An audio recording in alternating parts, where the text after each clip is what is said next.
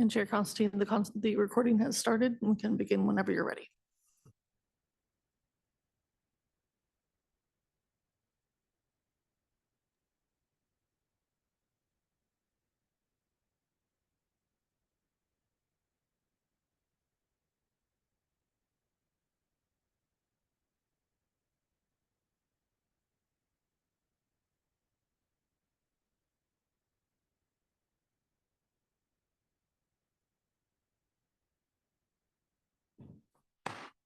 Meeting will come to order. This is the September 19th, 2024 meeting of the Executive Committee of Sound Transit. Good morning. I'm Executive Committee Chair Dow Constantine. It's actually afternoon. I want to welcome everyone attending the meeting both in person and via Zoom.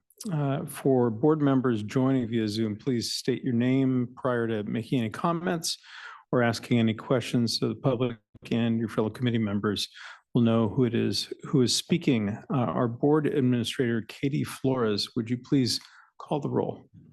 Nancy Backus, Claudia Balducci, Bruce Dammeier, Cassie Franklin, Bruce Harrell, Roger Millar, Washtut alternate Julie Meredith. Present. Washtut alternate Julie Meredith is present. Kim Roscoe. Here. Board member Roscoe is present. Dave Summers. And Dow Constantine. Here. And Chair Constantine, we do not yet have a quorum for the committee. Okay, since a quorum has not yet arrived, we'll skip over any business for now and move to the reports. And I'll start with a report of the chair. Since our last full board meeting, we have welcomed thousands of new riders onto Linwood Link. The opening was a joyous occasion, and ridership has been strong. I want to welcome the new riders and acknowledge and congratulate everyone who played a role over the course of at least a decade and a half in bringing that project to fruition and delivering light rail into Snohomish County for the first time. I want to turn now to CEO Jeroen Sparman for his report. Thank you, Board Chair Constantine. I do have a few comments this morning for the Executive Committee. And I'm going to start with something that's not a good news thing. I am not happy to be able to have to report to the committee that we have experienced two significant service disruptions on the one line this week, both in the proximity of the University of Washington station. The causes were not related. One was a physical infrastructure issue, and the other was a mechanical issue with the train car. But the outcomes were the same: a poor passenger experience for people that had to either disembark the train to be guided safely back to a platform, or instead stuck on an unmoving train on an empty platform. Both of these incidents, Tuesday night and Wednesday morning, resulted in significant passenger delays, signal tracking, and reduced frequencies. Thankfully, the swift actions of our fare ambassadors and security staff led to an orderly and safe evacuation of the stalled trains. As they assisted passengers, our social media team was able to share parallel service information with passengers potentially impacted by this disruption. The Seattle Mariners, who had a game Tuesday night, reshared this information as well on social media.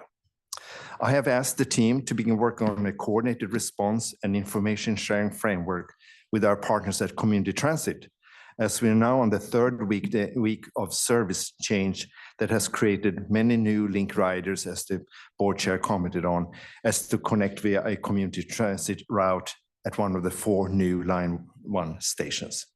As they begin new travel patterns, it is incumbent upon us to provide a reliable and convenient experience for them.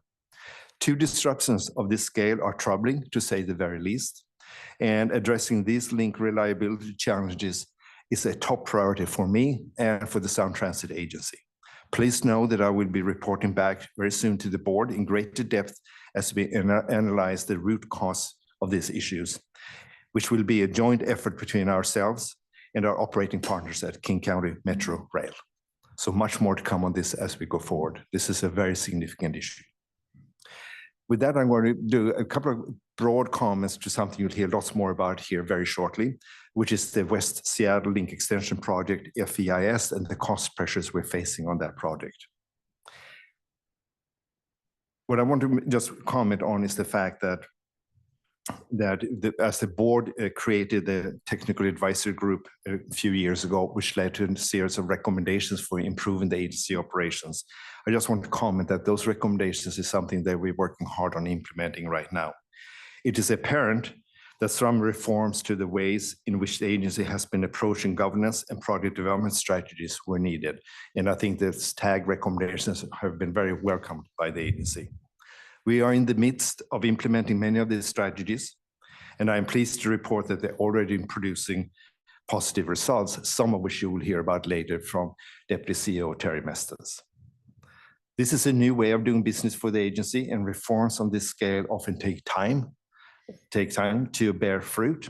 And as you will hear from Deputy CEO Mestes, we will be looking to apply some of these strategies that we are inventing and implementing both to the West Seattle Link Extension Project as part of a suite of cost control measures upon potential action by the board in October to identify the project to be built, or rather the project to be designed going forward.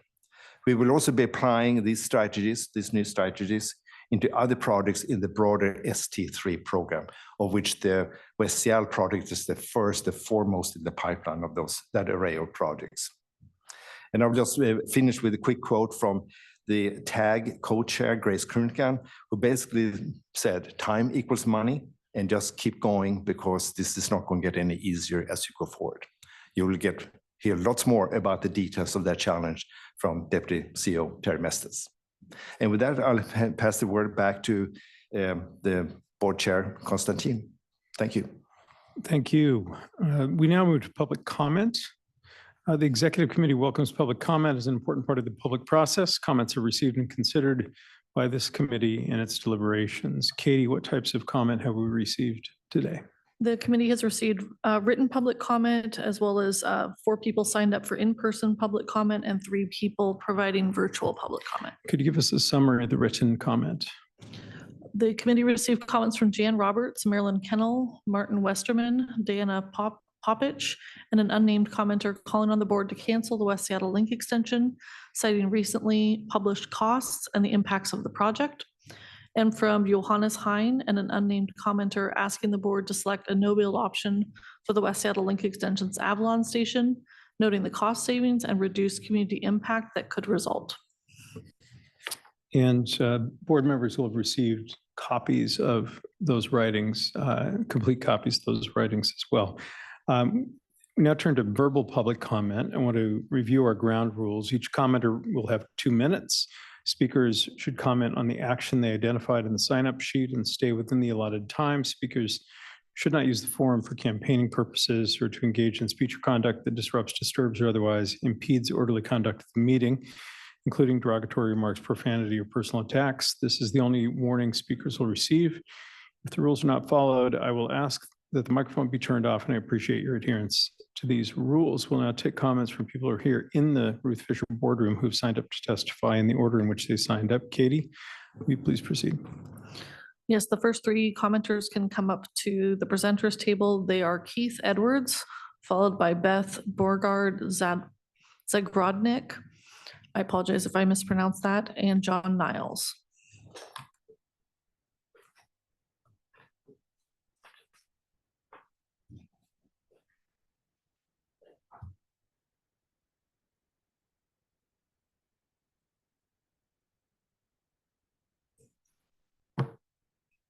So I'm Keith Edwards, owner of the Joint Chiropractic in West Seattle. Jefferson Square is the heart of West Seattle. It is made up of 30+ businesses and 100+ residents. It provides goods, education, and health services to the West Seattle community. Businesses like Bartell Drugs fill 500 prescriptions a month. Mathnasium is a learning center for West Seattle kids. School of Rock inspires families and kids in learning music. My clinic alone, we see 1,000 patient visits a month. Alon 41, a 78-unit apartment complex. The Jefferson Square Coalition has a viable option to save Jefferson Square from demolition and ending the businesses and apartments. The back of Jefferson Square follows 41st Avenue. Across the street is available property that B of A sits on and will be vacant in February of 2025. Relocating the station across the street saves the Sound Transit project $500 million. It means not having to destroy 30 businesses, displacing current residents, in addition to affecting the surrounding businesses and residences due to the year-long construction. Why demolish Jefferson Square when you can save $500 million and leave the heart of Seattle still beating?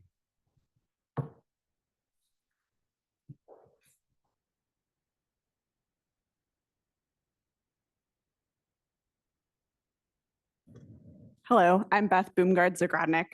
The EIS does not sufficiently support moving forward with Dell 6B as the Delridge segment preferred alternative. We strongly urge the board, my husband Joe and I, urge the board to reconsider and instead proceed with Dell 6A. Compared to 6A, the current preferred alternative results in more commercial property acquisitions, more job losses, significantly higher noise impacts, and a price tag of an additional $100 to $200 million.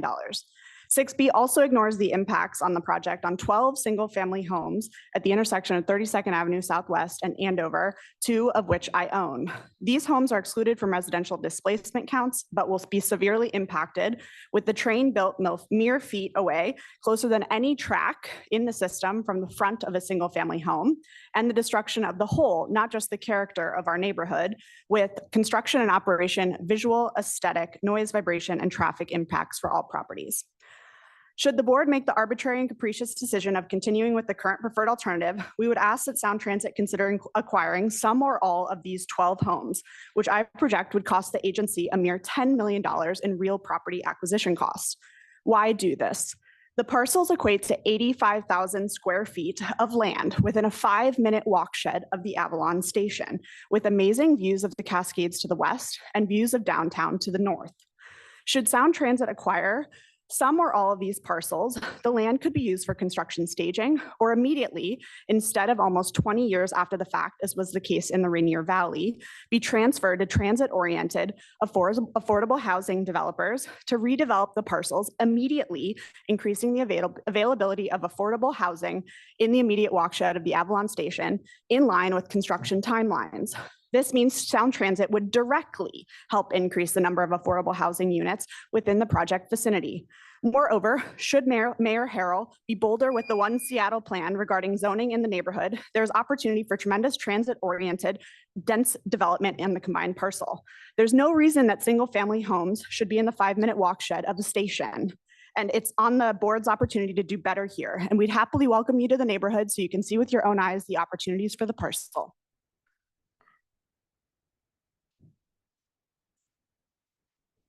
Hey, good afternoon. I'm John Niles, Seattle resident, Sound Transit customer, co-founder of Smarter Transit, an all-volunteer pro-transit, nonpartisan and nonprofit organization.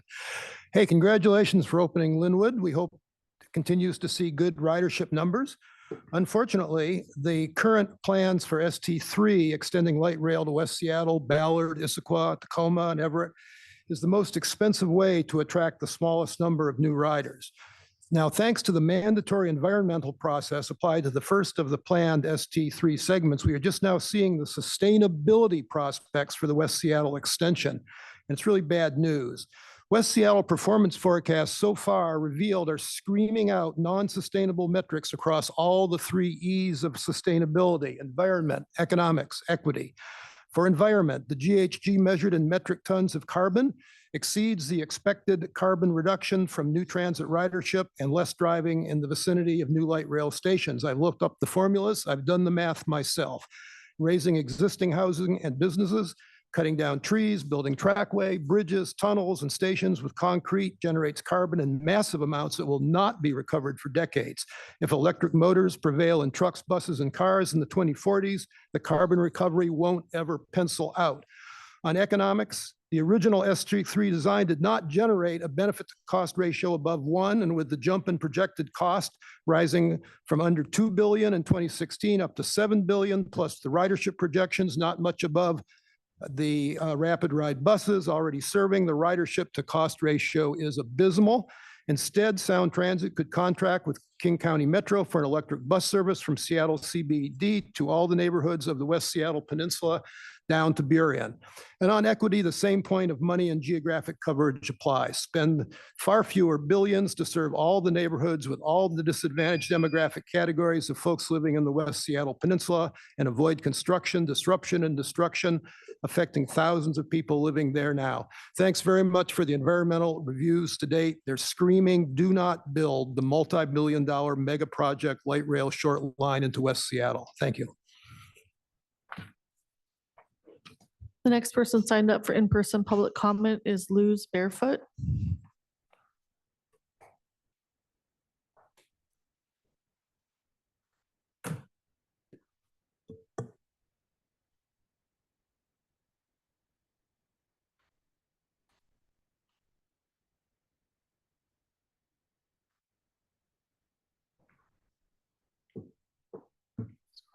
Oh, thank you.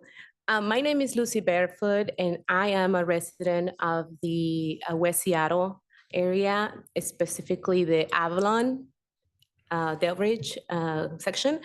And I'm here to check in with the board because the board that is sitting here today is not the same board that was sitting in 2016, 2017, 2019. So I'm here because I was in the Seattle area, and I have been attending the forums, and I have been informing and educating myself.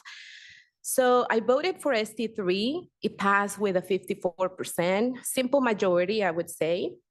But I'm not here to question that. I'm just simply saying that I did support it, West Seattle Link Rail, until I learned the facts. It is costing massively increase. It is unaffordable. The numbers are just basically not there. As Smarter Transit already mentioned, a big supporter of the no build option now that I've learned everything that is at stakes. So I am here to ask for the no build option on the fact that the community will be highly impacted, not only diversity, equity, inclusion, but also environmentally. You're not gonna get your money back. You're not gonna have the investment. You're not gonna have the ridership. It's just not there. The numbers aren't lying.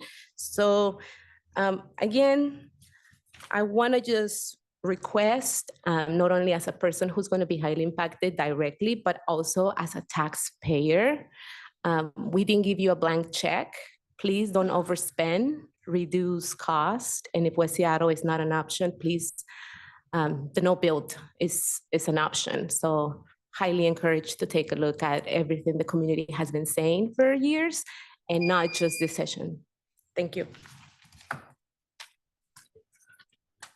That is everyone who signed up in person. We do have some virtual public Okay, commenters. we'll turn to virtual comment. When your name is called, please raise your hand using the raise hand function in Zoom. You'll receive a message allowing you to unmute yourself when your name is called, and you will need to unmute yourself when you receive the message in order to be able to comment. If you are joining the meeting by telephone, I don't know if anyone is, you'd need to press *9 on your phone so you can be identified. You will be instructed on how to unmute yourself in order to give comment. Katie, go ahead. The first person who signed up for virtual public comment is Nathan Rose. If you are a call-in user, please press *9 to raise your hand so we can identify you in the audience. Don't see Nathan Rose in the audience. So again, if you are a call-in user, please raise your hand by pressing *9 on your phone. Not seeing that person right now. Moving to the next person who signed up, which is Marilyn Kennel. One moment while we send you the request to unmute. Please go ahead. Hi, am I on? Yes, you Hello. are. Please go ahead. According to Sound Transit 3, Section 2, plans can be changed if an element is unaffordable, infeasible, or unbuildable.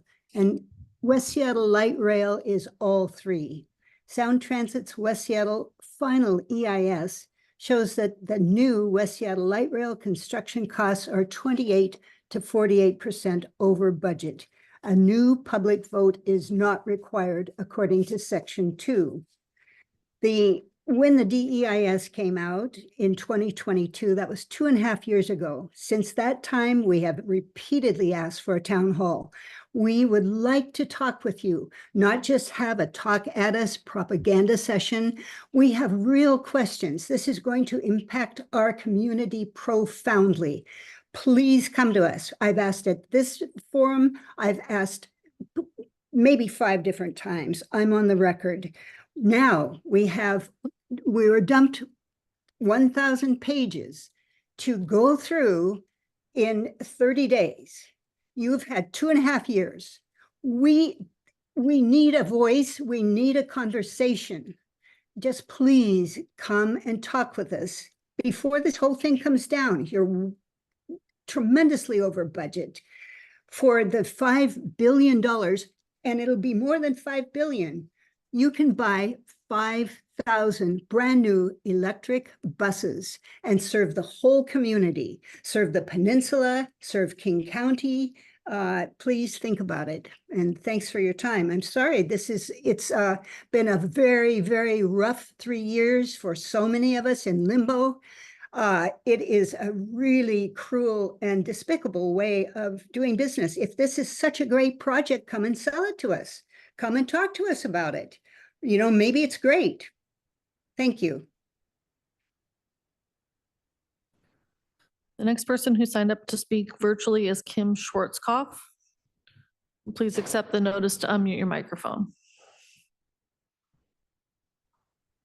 Please go ahead. Hi, my name is Kim Schwarzkopf, and I've lived in West Seattle in the Avalon Delridge area for close to 30 years. I'm a mom, a land steward, and a board member for DNDA, the Delridge Neighborhoods Development Association, and a former member of Sound Transit's Community Advisory Group. And I'm very pro-transit.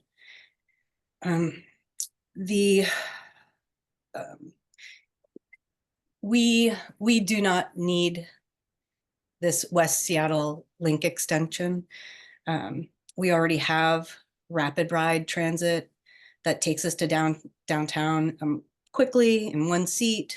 We have a lot of transit oriented development. We really don't need this, well, close to this ballooning light rail stub. Now I'm hearing that it's over $6 billion. I mean, that's just ridiculous. We especially don't need one that doesn't improve transit for all or decrease congestion and emissions. We especially don't need one that will destroy our environment and displace people and businesses. The Delridge station, light rail station, will take out our whole community hub. That's where we gather. That's our only place in North Seattle, in North Delridge, that we can gather. And this light rail station will wipe all of that out. It will also, I'm really concerned about how it will affect the Duwamish River. We're going into a cleanup this fall. And so how is that all going to work? How are we not going to disrupt the river, the soils? And how are we not going to negatively impact the people in the Duwamish Valley? So thank you for considering the no build for the West Seattle Link extension.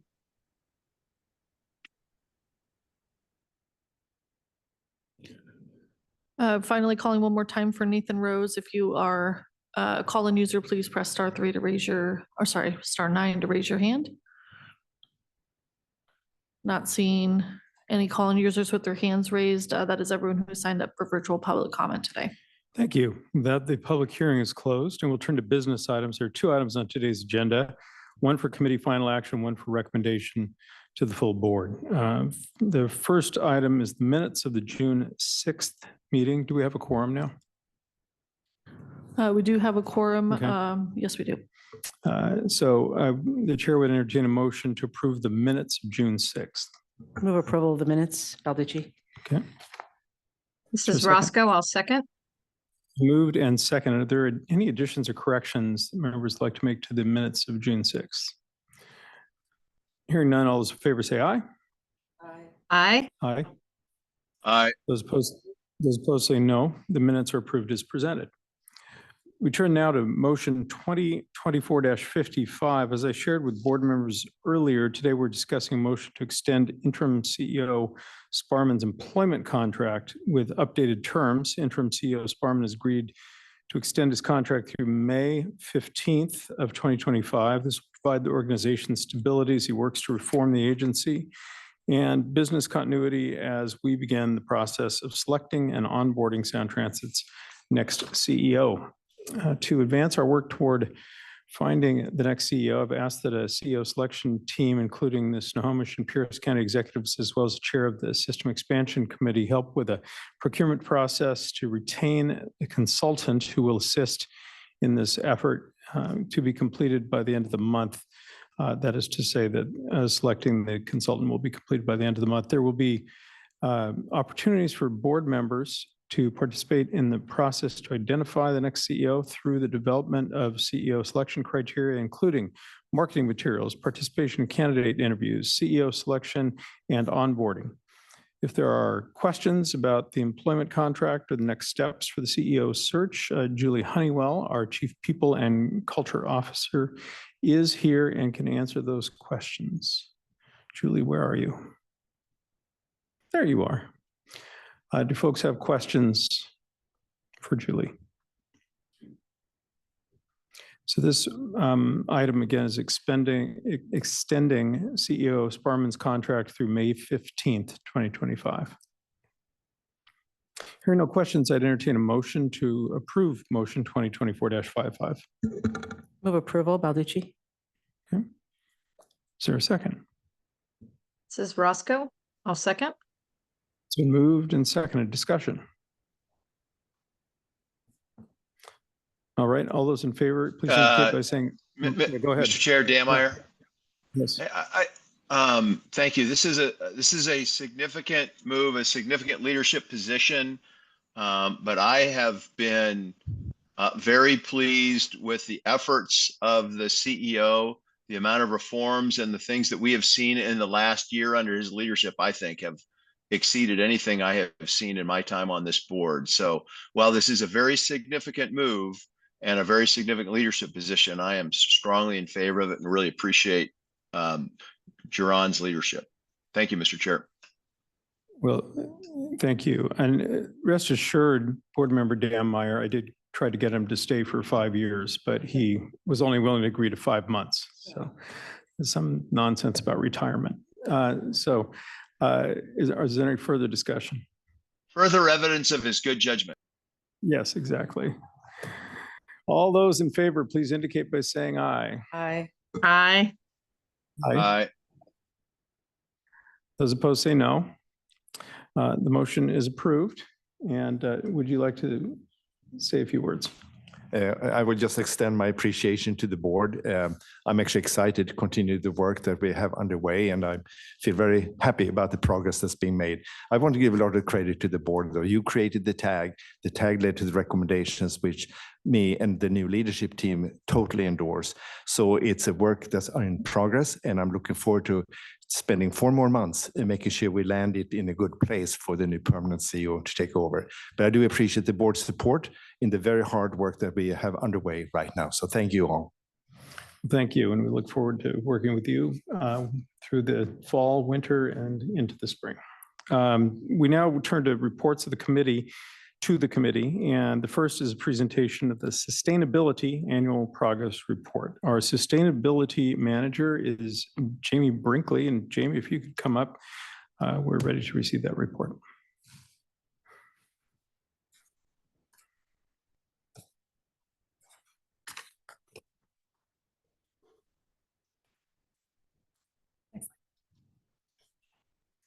Good afternoon. I'm Jamie Brinkley, Sustainability Manager at Sound Transit. I'm joined here with Amy Schatzkin, Director of Sustainability.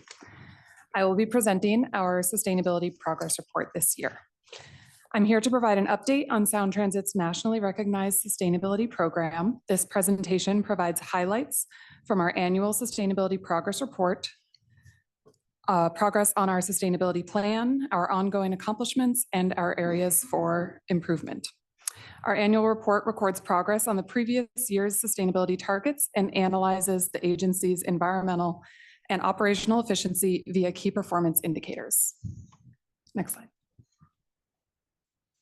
First, a little background on the structure of our sustainability planning efforts. The sustainability plan sets short-term goals to guide implementation of the agency's sustainability vision. The short-term goals last the life of our sustainability plan and are implemented through the annual targets, which comprise the agency's sustainability work plan for each calendar year. Staff annually monitor, measure, and report on progress towards short and long-term sustainability goals. Next slide. How do we define sustainability at Sound Transit? For us, sustainability is about improving the quality of life in the Central Puget Sound. Our core mission to provide high-capacity transit is crucial to creating a sustainable region. Day to day, we also ensure that the agency's work is conducted in a sustainable manner. At the highest level, our sustainability efforts are underpinned by our key priorities of people, planet, and prosperity. Transit is about building a better future, not just by making a cleaner environment, but also by fostering a healthy community and a vibrant economy. These overlapping priorities create our sustainability triple bottom line. We implement this vision for sustainability through our long-term goals, which are listed here, which we target for completion by 2050. The agency is in the process of revising our sustainability plan, and as per feedback from the board, we are analyzing the feasibility of accelerating the date to decarbonize our bus and commuter fleets. Looking at the performance of our sustainability plan at the end of 2023, we completed 71% of our short-term goals. An example of a completed short-term goal is reducing greenhouse gas emissions. We set to reduce our emissions by 10% between 2019 and 2024, and by 2023, we have exceeded that with greenhouse gas emissions reduction at 31%, mostly due to carbon-free utility agreements and emissions reduction in our bus and commuter rail, both due to reduced revenue hours, but also operating efficiencies.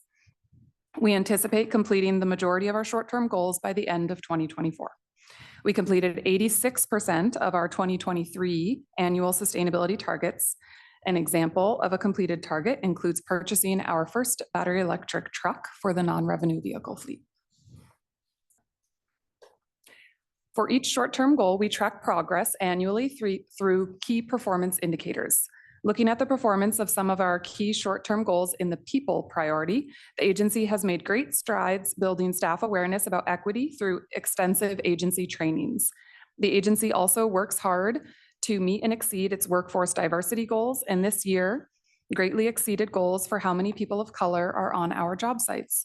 Finally, we continued to train staff on sustainability accreditations. Our agency continues to further our commitment to equity. One 2023 highlight on building internal equity was the agency's third Equity Summit.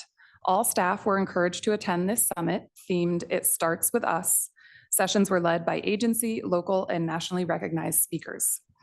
And although this did not happen in 2023, I wanted to highlight that just this past August, the agency signed the Equity and Infrastructure Pledge, joining a local and national coalition of public agencies and private sector partners dedicated to maximizing opportunities for small and diverse businesses. Another core component of Sound Transit's work to further the social sustainability of the region is through our community development efforts to create diverse, vibrant, and mixed income communities around transit. Highlights of this work from 2023 include opening 486 homes, awarding the Overlake Village Station and Kent Des Moines Station sites, and awarding $3.9 million in TOD grants. In terms of our environmental KPIs, Sound Transit staff carefully calculate and track progress via our annual greenhouse gas inventory for operations. As you can see, we are trending positively, including a 31% reduction in greenhouse gas emissions and reduced water use. More detail about all of these metrics are available in the Sustainability Progress Report Appendix, which is in front of you today. In 2023, the agency continued working towards achieving carbon-free operations and enhancing ecosystem services.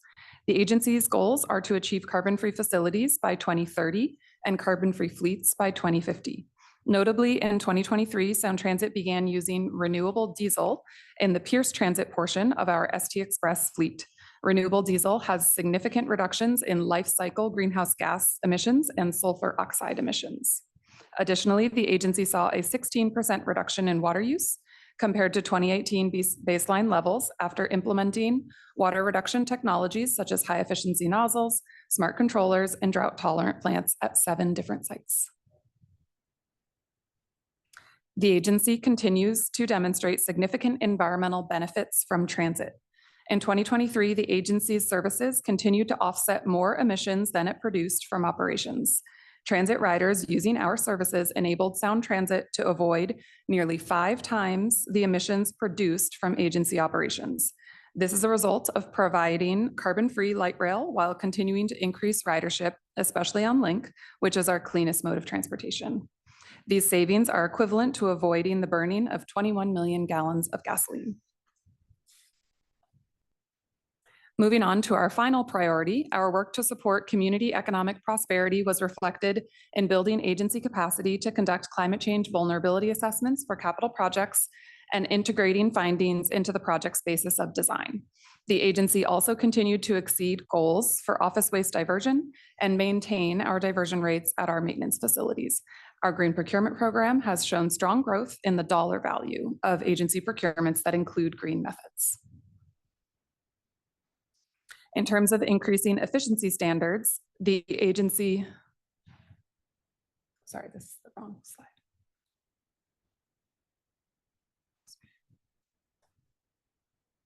On 13? Okay. The agency continues to set higher requirements for green building. In 2023, design requirements for LEED were expanded from select stations to all stations at the gold level. Bus Base North is our first building to be designed to the platinum LEED level, and our innovative work reducing the embodied carbon in concrete saw reduced emissions from concrete at the Puyallup station of more than 30%, a lesson that we're applying to other garage projects and beyond. Our sustainability, utilities, and resource conservation programs continue to both create revenue and save the agency money. In 2023, the agency earned nearly $1 million in revenue for participating in the state's Clean Fuel Standard, which provides financial credit for organizations providing clean transportation. We also focus on resource conservation as a means to use taxpayer dollars more efficiently.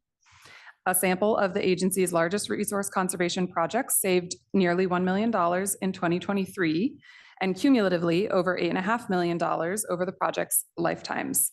These projects range from efficient irrigation systems to solar panels and LED lighting. In closing, we are proud of all that we have accomplished, but as always, we strive for continual improvement. In 2024, our priorities are implementing bus and commuter rail fleet decarbonization studies and strategies, exploring how to best quantify the embodied carbon in agency activities, and returning to the board in 2025 with a revised sustainability plan, setting our next 5 years worth of priorities. Thank you. Thank you. Do members have questions for Jamie?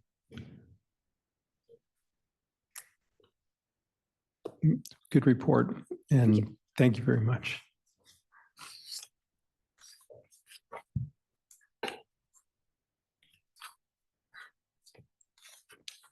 The next report is from Terry Mestas, and it is a report on the West Seattle Link Extension Final Environmental Impact Statement. So Terry is our Deputy CEO of Capital Delivery, and she's going to provide the presentation with friends. Go ahead.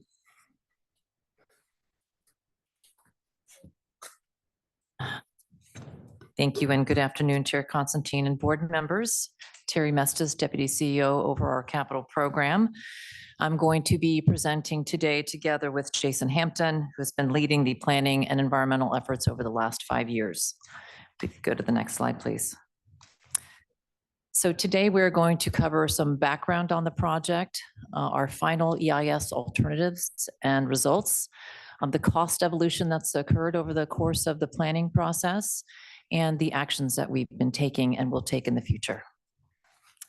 Let's go to the next slide, please. This slide shows us where we are today, providing an update to the executive committee. We'll be publishing the final EIS on September 20th. We'll be coming back to on October 10th for the System Expansion Committee to consider recommendations for the project to be built. And on the 24th, going to the board. And then late 2024, anticipate the record of decision from the FTA. Let's go to the next slide, please. All right, the next few slides, we're going to provide some background on the project. Next slide, please. So West Seattle Link Extension, it is part of the 2016 voter-approved ST3 program. It provides 4.1 miles of reliable, fast light rail service to our West Seattle neighborhoods and SoDo. Next slide, please. There's several benefits of this project. It will, some of them are listed here. It's going to improve transit service reliability, capacity for West Seattle and future communities, particularly when Ballard Link Extension is online and the 3-line extends to Everett. The trip from West Seattle Junction to Westlake Station will go from 30 minutes to 16 minutes in 2024. It also provides resilience when the West Seattle Bridge is under repair and provides future expansion to the south beyond West Seattle as identified in our long-range plan. Next slide, please. This slide here shows if you could click it one more time, please. There we go. This slide shows the area of the extension and just shows the varied topography of this project, as well as the urban conditions of the project. There are various soil types, tribal fishing waterways, coordinating with major utilities. And so there is some complexity to the project that we're prepared to work through. Let's go to the next slide, please. So from here, I'm going to hand it over to Jason. He's going to take us through the planning process and also the alternatives and final EIS. Thank you. Good afternoon, Chair Constantine and members of the committee. Jason Hampton, High Capacity Transit Development Manager for the West Seattle Link Extension Project. So what we're seeing here is a snapshot of where we're at in the process. We're currently in the planning phase, nearing the end of the planning phase, which began back in 2017. Following the planning phase, we'll enter into the design phase, and that will be followed by construction. Next slide, please. So in early 2022, we published the draft EIS for the West Seattle and Ballard Link Extensions projects. That was followed by a 90-day public comment period. We received over 5,000 comments on the draft EIS. Following review of the analysis in the draft EIS and the public comments on the West Seattle Link Extension, the board identified the preferred and other alternatives to be included in the final EIS. The final EIS is available now and officially publishes tomorrow for the West Seattle Link Extension. Next slide, please. So through the process, we've engaged the community in many ways. We've held community briefings, public meetings. We've partnered with community liaisons to do in-language engagement, and we've offered translated materials and interpretation. The next few slides will highlight some of that work. Thanks. This is a very busy slide, but I just want to highlight that our engagement team has done a lot of great work over the environmental review process. They've had community briefings. They've had briefings with property owners and with business owners throughout the entire process. And at the same time, we've had the station area planning team partnering with the community, with King County Metro, and with the city of Seattle to advance the station area access designs and the TOD designs for the project. Next slide, please. This is a snapshot that the board has seen before. I just want to bring this up to highlight the engagement that was done during the draft EIS comment period or during the comment period. We had a lot of public meetings, a lot is shown on this slide. But again, I want to highlight those over 5,000 comments we received on the draft EIS. That's a lot of comments for any EIS. Next slide, please. So more recently, we've shared updated work on our planning and engagement. We did it last fall, and then we came back with feedback that we received and how that informed the design in the spring. A couple of things I'll point out. With our online open house that was part of this effort, we received over 1,200 completed surveys. We hosted 2 in-person open houses in the community, and we also had 2 in-language focus groups meeting people in their communities as well. Next slide, please. Through all of this, we centered our engagement on equity. We partnered with the City of Seattle on a racial equity toolkit for the draft EIS period. It sets forth RET outcomes for communities of color and low-income communities with RET focus areas and quarter-wide areas, including enhancing mobility and access, bus rail integration, and equitable transit-oriented development. That work was refined and updated based on comments we received in the draft EIS, and we'll have a new report out later this month. Next slide, please. This might be one of my favorite slides. I really like this because it shows how the project will connect West Seattle to a regional light rail network. It'll provide or improve transit service frequency, reliability, and capacity.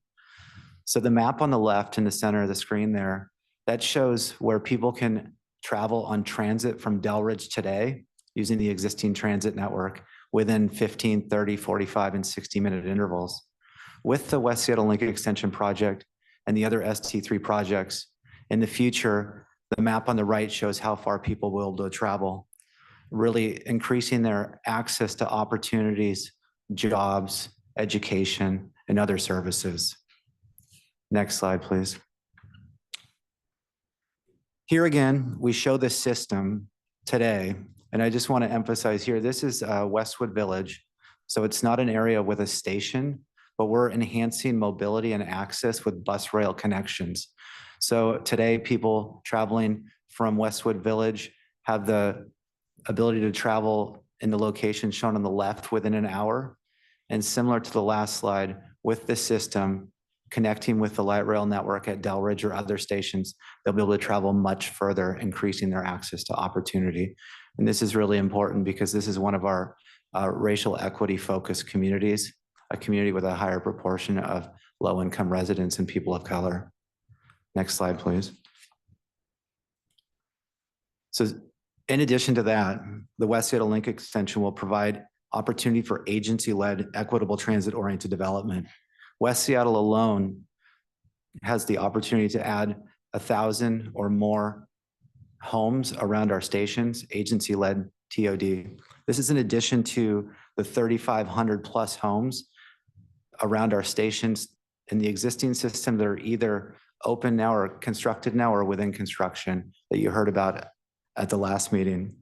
And additionally to this, the TOD by the community-driven TOD around the stations could add even more housing around these station areas.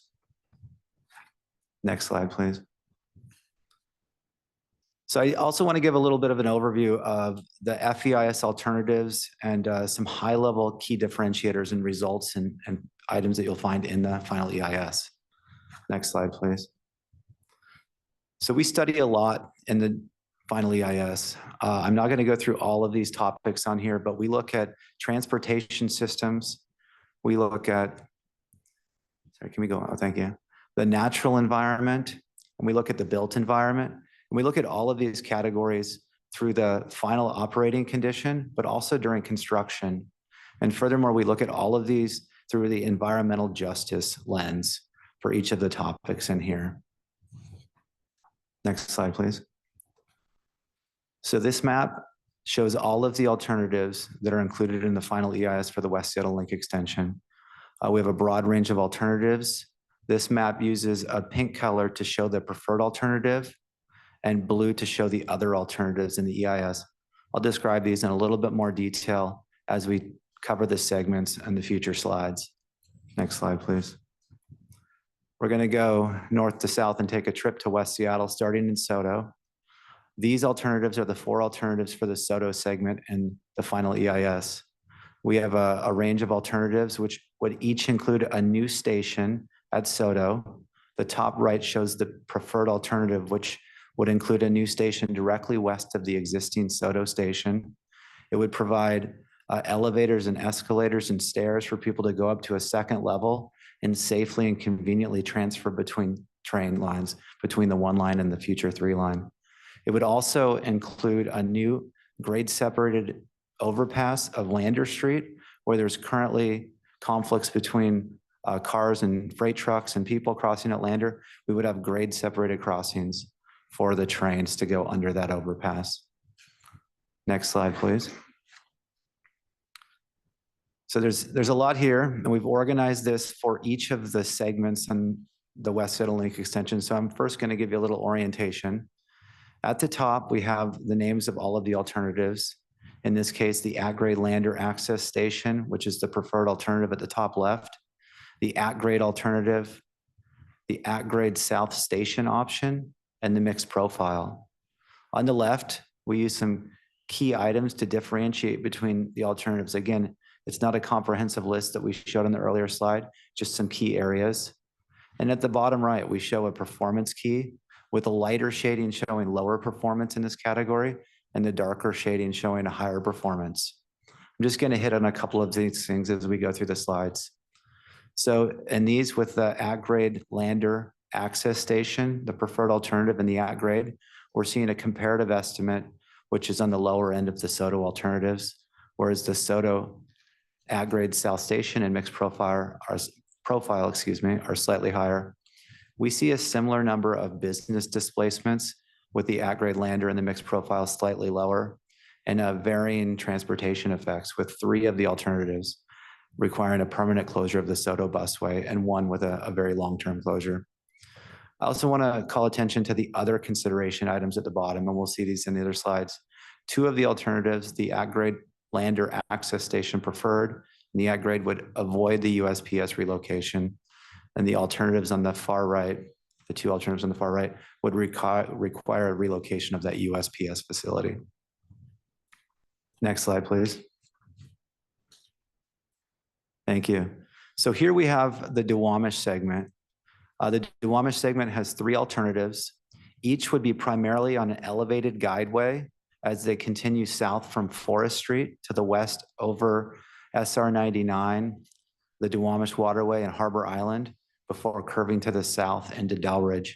Each would include a new high-level rail only, a fixed rail only bridge over the Duwamish Waterway, matching the navigation height on the west waterway of the existing West Seattle Bridge. Each would also provide a new connection to the operations and maintenance facility, which is important for this line and for redundancy for the future system. Next slide, please. So again, we use a similar format with the alternatives at the top and the comparative categories on the left and the same performance key. I'm going to go through these left to right, starting with the preferred South Crossing alternative. It's in the range of the lowest comparative estimate. It would have higher residential displacements than the North Crossing, but similar to the South Edge. And it would have a higher number of business displacements similar to the North Crossing. However, it would have the lowest number of maritime dependent business displacements.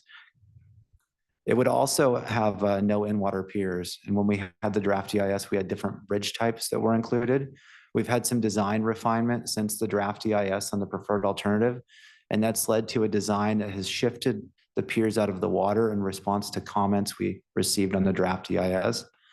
It would, and I'm going to go to the South Edge now in the center there. I talked about some of the displacements there. It would have a slightly more maritime dependent business displacements. And then one of the things I want to flag on this is because of the location of the crossing, it would require in-water columns, even with a longer bridge type, similar to what we're seeing with the South Crossing alternative. It would displace 2 marinas on the south end of Harbor Island.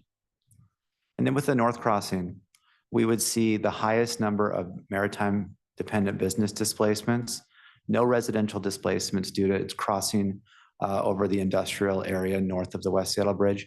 But we would have interface with the Port of Seattle container terminal entrances at T5 and T18, as well as an impact on a planned restoration site at Terminal 25.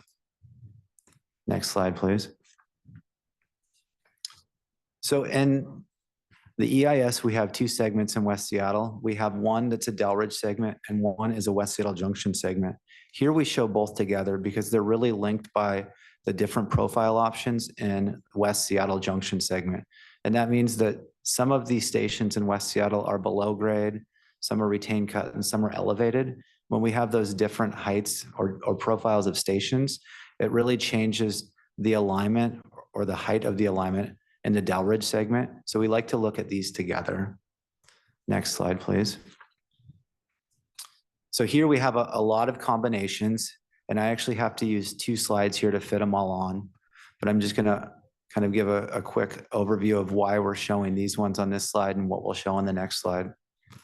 So the pink preferred the medium tunnel 41st west entrance, and the Andover Street lower height south alignment option in Delridge is the preferred alternative. Directly to its right is the medium tunnel 41st and Andover Street lower height. This was an alternative that was included in the draft EIS, and the preferred alternative is essentially that alternative with refinements.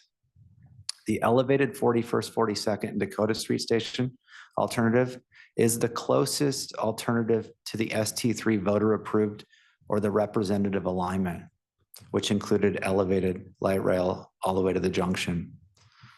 The elevated Fauntleroy, Dakota Street, Tunnel 41st, Dakota Street lower height, and Tunnel 42nd, Dakota Street lower height were in the draft EIS as preferred alternatives as well. So we kept them on this first sheet. If I put them all, it would be too small. So, and then just want to flag a couple of items here. The medium tunnel preferred alternative has the lowest number of residential displacements of these alternatives. It does have a higher number of business displacements. We also look at park effects, and this would have no park effects. And then with other considerations, this alternative with the station shifted south would have an elevated guideway over Longfellow Creek in the Delridge neighborhood. Some other key things to point out here, the medium tunnel, similar to what we showed in the draft EIS, would have lower range of residential displacements and lower range of business displacements and no park impacts. The elevated alternatives that are shown here and then the tunnel alternatives to the right do have a higher number of residential displacements due to the alignment of the route through Delridge. And there's varying number of residential and business displacements depending on the station locations. Next slide, please. So this is slide 2 of 2 for the Delridge and West Seattle Junction segments. And we're showing other alternatives here. Some connect to elevated stations in the junction, some connect to tunnel stations in the junction, and there's various locations of stations in Delridge, including at the site of or north of Andover, just south of Andover, straddling Delridge Way, and then at Dakota Street, just north of Genesee. We see a range of key differentiators here as well, noting a couple of things here that we have similar levels of residential displacements for many of these, but the no Avalon station alternative, which is something that we heard interest in the draft EIS and was added to the final EIS, would have the fewest number of residential displacements and fewer business displacements. But of course, the reason behind that, or one of the reasons behind that, is because it would be in a tunnel for a longer period of time and not have a third Avalon station in West Seattle. Again, that's a very high level overview of the final EIS. I'm going to turn it back to Terry. Next slide, please. Thank you, Jason. Oh, I think you have a couple more of the ridership. Oh, I'm sorry. Okay, and this is the important part, right? So the ridership for West Seattle is shown here. The Soto station is intended to be a transfer station between the 1 line and 3 line. And we see new ridership on the new station as well as higher ridership on the existing station and a great convenient transfer between the two. For all of the Delridge alternatives, we see similar ridership about 5,300 to 5,400 daily riders. And about 90% of those would be bus rail transfers for people traveling from communities to the south of the peninsula and transferring to light rail, the light rail system at the Delridge station. Avalon Station has a broader range of ridership here, and it's really depending on what station alternative it connects to at the Alaska Junction. The overall ridership in the West Seattle Junction segment is similar, but when connecting to elevated Fauntleroy, it's slightly lower because that station is further east and closer to Avalon Station. And that 1,200 to 2,300, I just want to point out that it has an asterisk because, of course, that doesn't include the ridership for the no Avalon alternative. And of course, that would have no ridership without a station there. And the higher ridership at Alaska Junction is due to the alternative with no Avalon station. I think that wraps it up. Sorry about that. Thanks. Okay. Thank you, Jason. The next section of the presentation, I'm going to go over cost evolution. So as the project has moved from project inception to 30% design, and we've gone through the planning and environmental process, the costs have also evolved. So I'm going to present more details on that as I go through the next few slides. Let's go to the next slide, please.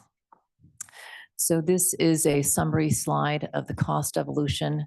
I'm going to go through each one of these columns. This is a reflection as we move from 0% to approximately 30% design, how that's reflected in the costs.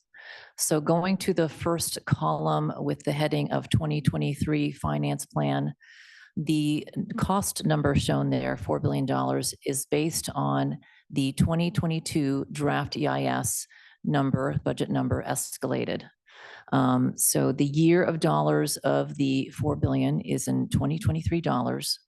The level of design at the time where this cost was established was less than 10% of design, so very conceptual. The type of cost estimating methodology that was used was a comparative process, which is based on high-level unit cost data gathered from historical data, and then you apply indices to these costs, to these unit costs to develop the estimate.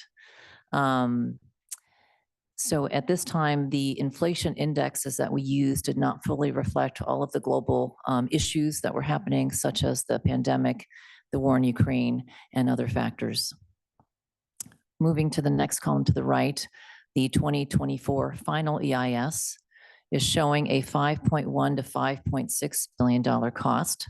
These are in 2024 dollars. This cost is based on design development of roughly 10%.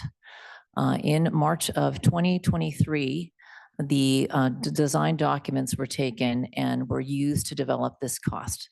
So the 5.1 to 5.6 reflects the March 2023 design documents. The comparative methodology was used, again, unit cost, where an indices was applied to reflect inflation.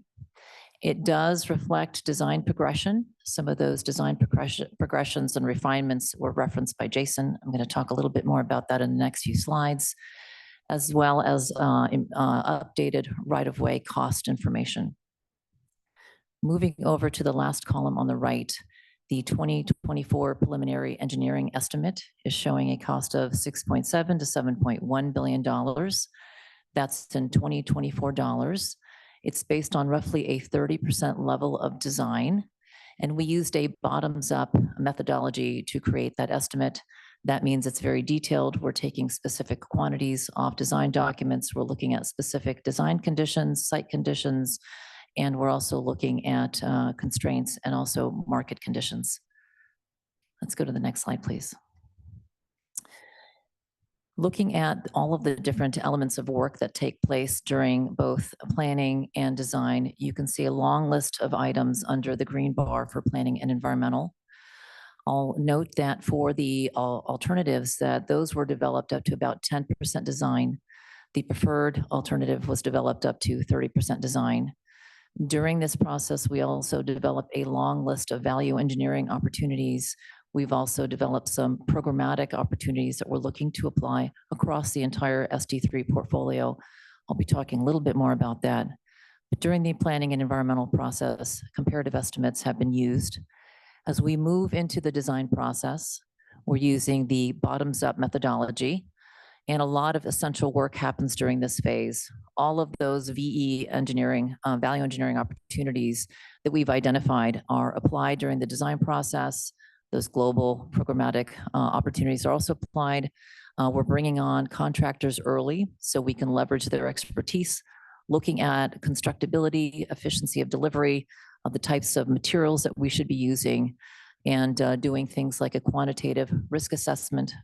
I will note that for value engineering, the value engineering process is looking at how to provide the same level of service capacity and performance with different methodology as opposed to changing the scope and changing the level of performance of the project. Next slide, please. Going back to the comparative estimate as shown in the final EIS, as I noted, design was up to 10%. This was a design package that was established in March of 2023. It does capture design progression or design refinements. Jason mentioned one of those, that was the Duwamish River crossing piers, removing those out of the waterway. There's several other examples in there. These types of refinements do provide for better service performance, and also provide our ability to address environmental mitigations. Next slide, please. This is a little bit more detail on the preliminary estimate that was recently done. And again, this was capturing that progression that took place from 10% to 30% design, also changing the estimating methodology from the comparative method to the bottoms-up method. We are using a range. It's appropriate at this stage. Schematic design or 30% design is still really early on in the design process. Also showing a range is consistent with the Tri-Unity report recommendations. And that range also captures those array of value engineering opportunities and other agency initiatives. More to follow on that in the next slide. Let's go to that, please. This slide shows the 4 major elements that contributed to the cost growth from the final EIS estimate to the preliminary engineering estimate. I'm going to start at the 39% in the lower right-hand column or area of that circle. So that covers design progression. So as you move from a very preliminary set of drawings, conceptual set of drawings at 10% using comparative methodology, again, unit cost pricing, to a much more detailed estimate at 30% design of maturity, you're going to have a lot more detail there, very site specific.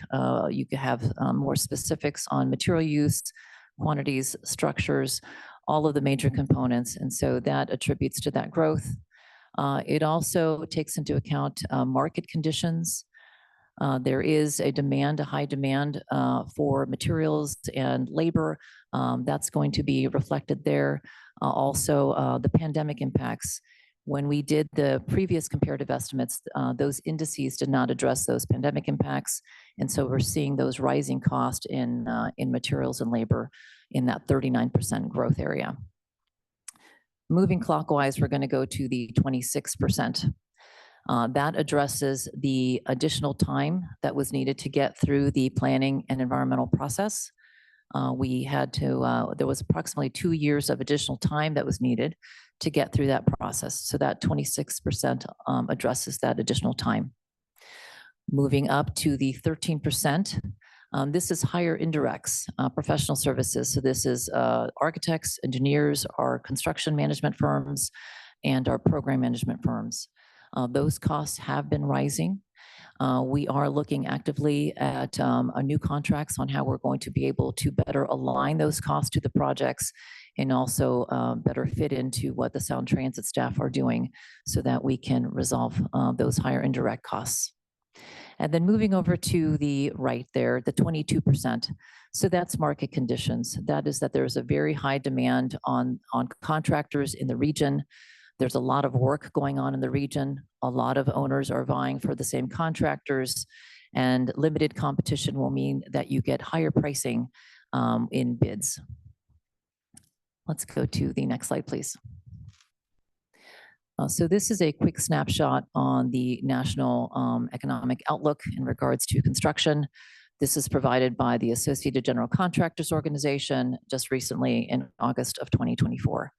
And what it's showing us is that there continues to be significant growth in non-residential infrastructure and continued spending specifically in the transportation market. It also shows us that the cost of labor and materials continues to rise. Specific materials are rising higher than others. Concrete is one of those. It is showing some of the highest cost increases. Concrete is one of the primary materials that we use on all of our projects and will be used on West Seattle as well. Let's go to the next slide, please. So as we look at all the opportunities that we have at the program level, the ST3 portfolio level, we've put them into different categories. There are high, medium, and low opportunities. The high opportunities are those opportunities where Sound Transit has the most opportunity and ability to implement and to receive some positive impact. Some of those are the way that we choose to deliver the projects and the choice of delivery methodology. So using collaborative delivery like GCCM or progressive design build allows us to get some leverage and bring on contractors early, get their early involvement. They have a lens of efficiency, material choice, how the project is built, that is a great positive impact to the projects, as well as how we bundle the work. Looking at how we can bundle it such that, and these are procurements and contracts, that we're going to get the most competition on the projects and not make these contracts too large. In the medium category, we have, those are the areas where we're partnering with external partners to implement these items. So we have the new betterments policy. Thank you to the board for that. That allows us to work earlier and more strategically with our third-party partners to resolve betterments and do that early and get good definition on and clarity on responsibility. Also working on permitting strategies, things like allowing us to work at night and really getting a more streamlined approach to our construction timeline. Going down to the low category, that is where we have the lowest ability to impact and implement, but these are still viable opportunities. Some of those are procurement, early procurement of specific materials, buying in bulk, having, whether we do it as an owner or whether we have our contractors that we bring on early buy those materials in bulk. And that lends itself to this idea of modularity and a consistent set of parts that we're going to use across the program where we can really leverage these early procurements of materials. So in addition to doing this at the program level, we've also been doing this at the project level. Let's go to the next slide, please. So this shows the same categories, high, medium, and low, specifically for the West Seattle project. And I'll just pick out a few here as we go through each of the categories. In the high, I've mentioned that we have a long list of value engineering opportunities. As we head into the design phase, those value engineering and strategies and opportunities are implemented. It also allows us to identify more opportunities with our design partners and with our contractor, looking at strategic early right-of-way acquisition, reducing indirects. So it's again, our professional service fees, getting those better aligned to the needs of the projects. And going down to the medium category, so this is really meaningful early collaboration with our third-party partners to streamline approvals, make sure there's an understanding of code interpretation. And going down to the low category, there are other value engineering strategies that we have, such as applying our station prototypes and modular construction, again, that consistent kit of parts that we're looking to implement on this project as well, and optimizing requirements with our third-party partners and external partners. Let's go to the next slide, please. So going to the next steps in the planning process, we are looking to come back to the board for the project to be built and record of decision. And the project to be built allows us to advance into the design process where a lot of vital work occurs. So the funding request that would come next to the board would be that for design services. And this would be to take us into final design, going from schematic design to final. There's a lot of activities here, such as entering the federal funding pipeline and more geotech exploration, starting on our procurements for construction and bringing on our contractors early for pre-construction services to get some benefit from that. And then we would bring updates to the board as we go along. And then the final request, as we head towards the tail end of the design process, we would be asking for funding for construction. Let's go to the next slide, please.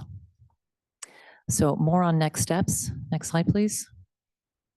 So again, the project to be built decision or action allows us to move into the design phase and really leverage all of the great work and opportunities that needs to happen on this project.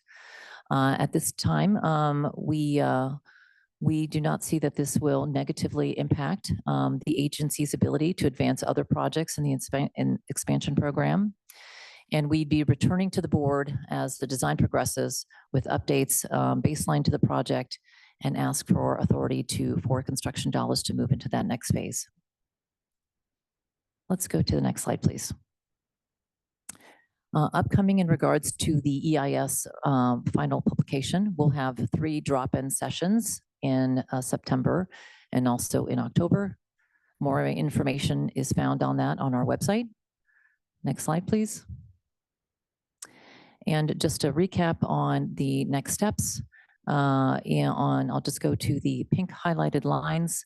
October 10th, we plan to come back to the System Expansion Committee to consider a recommendation for the project to be built. And on October 24th, coming to the board for you to consider the action to select the project to be built. Next slide, please. And with that, that concludes our presentation, and we're happy to answer any questions you may have. Great, thank you. I am first going to have a few thoughts to share as the one remaining board member who lives in West Seattle. I will tell you that there is enduring enthusiasm for the light rail expansion that the voters approved. In fact, a recent poll showed that 72% of the people on the Duwamish Peninsula want that light rail system built. And I believe it's important to deliver the project that people approved and other sound transit projects to Ballard, to Tacoma, to Everett, and more as soon as possible. So people can get the benefit of the project as soon as possible. Anytime we talk about the challenges of projects, I want to make sure we also reflect on the benefits of the projects. West Seattle Link will eventually cut commutes from West Seattle to downtown by nearly 50%. It will provide opportunities for transit-oriented development that will not exist with other modes. And it will provide us a new travel option in and out of West Seattle, a peninsula that, as recent history has amply demonstrated, needs redundancy. I'd like all of us, I'm disappointed, as I said yesterday to the press, to hear about the rising estimates of the cost for West Seattle and presumably subsequently for other ST3 projects. But I believe the most prudent thing to do is not to be paralyzed by this, not to be overwhelmed by it, but to keep moving and to get these projects designed so that we can understand what the trade-offs are, what the hard choices that the board needs to make will be, and to have elements shovel-ready when the market is ready for us. So now is the time to sharpen our pencils, to review the results of the FEIS, to dig into the drivers of cost. And I am eager to move out of the study, the environmental review, and into design in earnest, so we can learn more about the project and be able to make prudent decisions on a tight timeline. The work led by the board on agency reforms is important here. Over the last few years, and particularly over the course of the last year, we stood up the TAG and are implementing their recommendations. We brought on additional capital delivery expertise. We have been putting in place other program, project, and financial strategies. and all those are being implemented, and we will see the impacts as time unfolds. I believe that we are on a path, though, to realize real improvements through those reforms and eventually taking advantage of changing markets as well. I look forward to continuing these conversations. I, for one, am committed to charting a path forward to deliver West Seattle and Ballard and Everett and Tacoma in a financially prudent way that will not impact the delivery of projects in each of the, will not adversely impact each of the other sub areas of the region. And that work is going to take time. I am, in pursuit of this, working on a motion for the full board meeting next week that would direct the agency to aggressively pursue a work plan to advance analysis to improve the financial plan, book progress from the agency reforms I talked about, pursue ways to drive down capital costs and inform those decisions on West Seattle and the other ST3 projects that this board is going to have to make. So I look forward to conversations with staff and the board about charting path forward. Do other board members have questions or comments on the presentation? Board Member Balducci. Thank you, Chair Constantine. I agree with everything that you said, and I would just add a few thoughts, three. First of all, I'm very glad that if we are going to be facing these kinds of challenges, that we're doing so in this time period when we have already had some experience and have sort of started to make a turn. I'm reflecting back on the realignment that we did during the early year of COVID, and that whole discussion, which focused very heavily on cost increases due to COVID and the impacts of COVID, and revenue decreases due to COVID and the impacts of COVID, but didn't really try to unpack a lot of other things. That work project led to the creation of the tag that this whole board supported. And so my second thought is when I see things like the middle part of the presentation that Terry just gave, I'm in mind of the serenity prayer. We need to understand what we can change and what we can't change. And then we need to change what we can and accept the things we can't, right? So I'm really looking forward to digging in and getting more detail behind those percentages and those lists of things. How much can we influence and what will it take? And let's get to work on influencing the things that we can influence. That feels like a better place to be than just pulling the delay lever, which is essentially what we did during realignment with some hope for thinking about financing that we still need to do. Third and final thing is I want to really underscore and encourage that part of the presentation that showed those heat maps, that 100% agree, Chair Constantine. People, we can take for granted. We're doing this we're building this system for very good reasons, but we don't repeat them over and over again over the years, and people then sort of sometimes forget. Like, oh, it's just a train, you know? So talking about the way these transit investments make our community feel smaller, change people's daily lives, change their access to opportunity and social things. I mean, talk to anybody who's been riding Linwood since it opened. It's a game changer. And so it's incumbent on us to deliver, and we need to do the things we need to do to deliver. I would be very happy to join you in anything we can do through the System Expansion Committee to support your motion, I always say council member, Chair Constantine, and I look forward to continuing to work through this with all the board members. Thank you. Board Member Dammeier. Thank you, Mr. Chair. This is a question for Terry. I want to, on your last slide, slide 42, the October 24th board to consider action regarding the project to be built.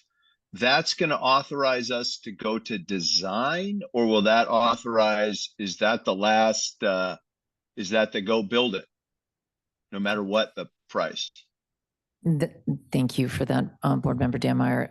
That allows us to go forward into the design process. So we would only be asking for design dollars to move forward into that stage, not for the entirety of the project, which would include construction. Thank you. Sorry, board member, I just wanted to kind of clarify the end of that. So the construction funding decision comes 2 years or so? It would come later in Okay. 2 years. Yes, Okay. approximately. So thank you, Mr. Chair. Just a couple of comments. Obviously, this is very concerning. This is very significant cost escalation. And we all should be very concerned about the impact on the system as a whole. I would echo the chair's comments about I am committed to building what the voters approved. But they also had a dollar element associated with it too. It wasn't just the routes and just the segments, but they had an expectation of what this would cost. So we've also got to keep that to some degree in our mind as we go forward. I think it was Board Member Balducci, I am concerned about, and in the past, we have just let costs escalate and we have just let schedules move out, which also escalates costs. I am thankful that I think this board is, and the agency is looking at a culture change, that will be the past, and that in the future we will be much smarter and much more diligent about looking out for the community's kind of incredible amount of resources we're investing into this light rail system and into Sound Transit. I think we got to be really focused on our stewardship of that. I do think we have got to be, we have a betterments policy now. We've got to double down on not letting other things creep in and drive up the cost of the system. I think the agency has been guilty of that in the past. We've made nicer, as was discussed in previous meetings, stations tend to get bigger and nicer. We've got to focus on delivering ridership, not necessarily the nicest stations in the world or the biggest stations in the world. We've got to be disciplined in that. I am very concerned about the impacts to the north and the south. I do hope that someday this gets to Tacoma. Eye on that.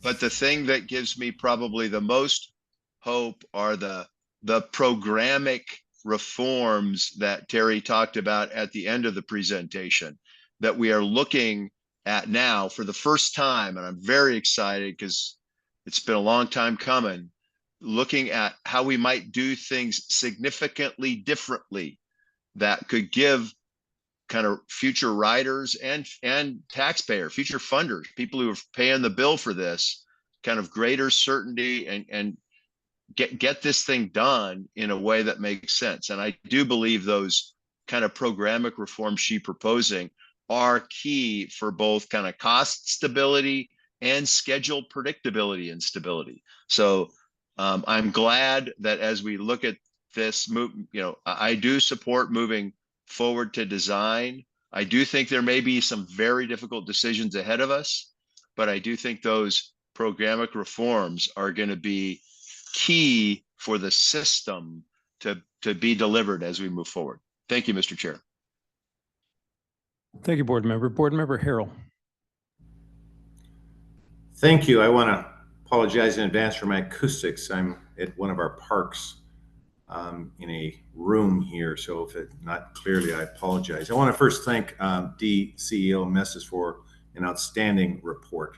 And this is the kind of transparency and openness that we have to move forward. I just wanted to, without repeating comments made in the past by my colleagues, want to just firmly make it very clear that the City of Seattle are fully committed to expanding the voters' desire for a safe and accessible public transit system, essential to everything that we're trying to do now as we accommodate our growth, our sustainability goals, our shared prosperity in different areas of the City of Seattle.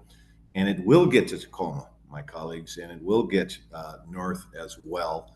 But I want to also commend the chair on making sure that we get this information out, get our plan together, and keep plowing forward the development of our betterments policy and all the other conversations we've had as of late I'm confident we will address this issue and address it forthrightly. So thank you very much, Terry, for your work and for the other parts of the administration helping us with this issue. Thank you.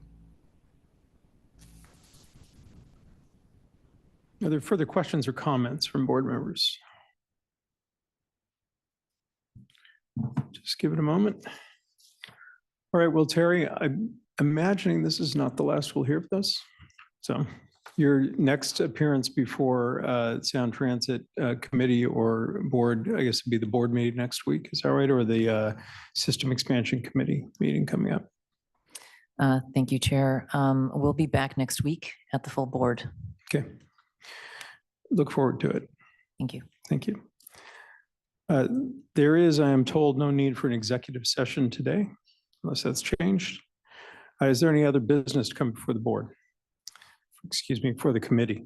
The next meeting will be very soon, October 3rd at 10:30 a.m. It will take place here in the Ruth Fisher Boardroom and on Zoom. To join the virtual meeting, you'll be provided with a link on the Sound Transit website. Is there anything for the good of the order? Hearing nothing, we are adjourned. Thank you.